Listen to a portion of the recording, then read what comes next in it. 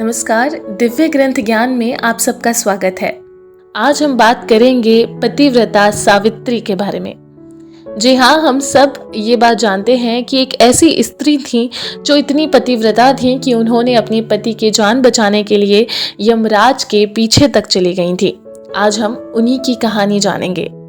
तो आइए दोस्तों, शुरुआत करते हैं। पौराणिक एवं प्रचलित सावित्री की कथा के अनुसार राजश्री अश्वपति की एक ही संतान थी जिनका नाम था सावित्री। सावित्री की शादी सत्यवान से हुई थी जिसे उन्होंने पति रूप में चुना था। लेकिन शादी के दौरान एक भविष्यवाणी हुई जिसमें पता चला कि सत्यवान अल्पायु है, यानी कि उनकी बहुत कम उम्र में मौत होना तय था। लेकिन फिर भी सावित्री ने अपना निर्णय नहीं बदला। एक दिन की बात है, जब सत्यवान लकड़ियां काटने जंगल में गए तो वहां वे मूर्छित होकर गिर पड़े।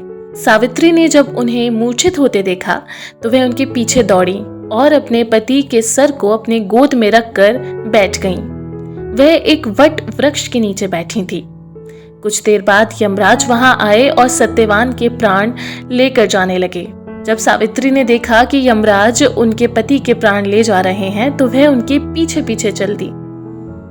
यमराज ने उन्हें आता देख कहा कि हे पतिव्रता स्त्री, पृथ्वी तक ही पत्नी अपने पति का साथ देती है, तुम वापस लौट जाओ। सावित्री ने कहा, जहां मेरे पति रहेंगे वहीं मुझे भी रहना है, यही मेरा पत्नी धर्म है। यमराज के कई बार मना करने पर भी वे नहीं मानी। अंत में सावित्री के साहस और त्याग से यमराज ने प्रसन्न होकर उन्हें 3 वरदान मांगने को कहा। तब सावित्री ने सास ससुर के लिए नेत्र ज्योति मांगी, ससुर का खोया हुआ राज्य मांगा एवं अपने पति सत्यवान के 100 पुत्रों की मां बनने का वर भी मांगा। तीनों वरदान सुनने के बाद यमराज जी ने कहा, तथास्तु, ऐसा ही होगा। और यमराज आगे बढ़ने लगे। सावित्री ने कहा कि हे प्रभु, मैं एक पतिव्रता पत्नी हूं और आपने मुझे पुत्रवती होने का आशीर्वाद दिया है। यह सुनकर यमराज को सत्यवान के प्राण छोड़ने पड़े। सावित्री उसी वट वृक्ष के पास आ गई जहां उनके पति का मृत शरीर पड़ा था और सत्यवान जीवित हो गए। तभी से वट सावित्री व्रत पर वट वृक्ष का पूजन अर्चन करने का विधान है। ऐसा कहा जाता है कि इस व्रत को करने से सौभाग्यवती महिलाओं की मनोकामना पूर्ण होती है और उनका सौभाग्य अखंड रहता है।